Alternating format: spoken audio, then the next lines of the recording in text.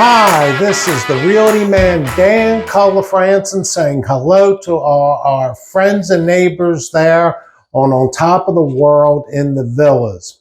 Well, this market report for June is going to deal just with the villas and what the real estate market is doing there.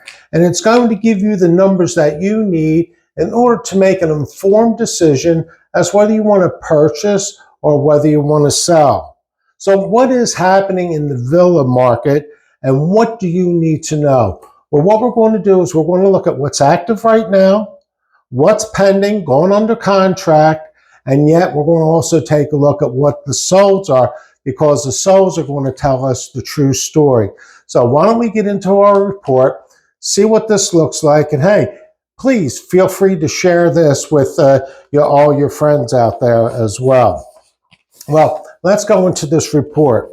Now, as we compare last year to this year, notice there's a little bit of a price difference in the asking price from last year to this year. Not a whole lot, about $4,500 less this year at $166,969. And notice the square footage is roughly about the same. And the price per square foot doesn't vary that much. But notice the difference over here. Although the asking price is down a little bit, notice the days on the market. Last year, it only took about 2 months to sell a villa. This time, it's taking 3.5 months, so it's taking a lot longer to sell. Notice now what's under contract. So the good news is, even though there's 56 on the market, right now there's 24 pending. So they're under contract. We don't know what they're going to close at. But the average pending price right now is almost $149 and a little over 1,400 square foot. But notice with this, now with the pendings, it's taken almost 4 months for a villa to go under contract. So we're seeing, that it's taking a longer time on the market for villas to end up going under contract. But now let's look at the solds, because the solds tell the true story out there. Last year, there was 13 villas that sold. This year, we had 16. Notice, though, the average listing price from last year to this year has dropped. The average selling price last year was around $167. This year, it's almost $141. Friends, that's a $26,000, a little over $26,000 drop in the price that a villa is selling. So that's pretty substantial over there. We can see the price per square foot has dropped as well. And likewise, the days to contract, well, last year was 66. We're still up at 81 right now. But they were getting 97% of the asking price last year, and this year is 95%. So we can see a drop over here in the market. Now, is there a particular villa or property that you would like to know more information about? Let me know and I can look that up for you. But what's this report saying?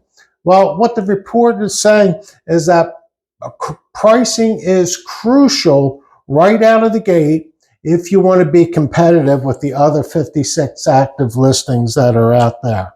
So if you're a seller, you have to price it right to begin with. If you're a buyer, now's a great time to buy a villa. You can go out there and purchase one of these properties before the price goes back up. And indications are, I think the prices on these villas are going to start to go back up again. So like I say, if you need information on a specific property, whether it's in the villas or a single family home, and even outside on top of the world, let me know. I'm here to help you out. But now let's take a look and see really what's a villa sold for the least amount of money. Maybe you're interested in that. Well, this was over here on Southwest 90th Street. It was listed at $105, but it's interesting. This was listed with a realtor previous to this at $150,000. They relisted it at $105. In 6 days, they had a contract on there. It sold for $110, but the sellers paid $5,000 towards the buyer's closing costs. So it's like it sold at full price at $105 there. The next one that we're going to look at is what sold for the most amount of money. Well, this one was priced at $199,000. It did pretty good because it was only on the market for 46 days. That's a good amount. And it sold for $193,500. So not too far off of the asking price. A little bit larger unit, updated unit. So, you know, they priced it right to begin with, and it sold. Well, like I say, if you have any questions, call, text, or email me. I'm here to help you. And don't forget to take a look at my video that I did for On Top of the World single family homes. And then I do a video out there for the Ocala market as a whole.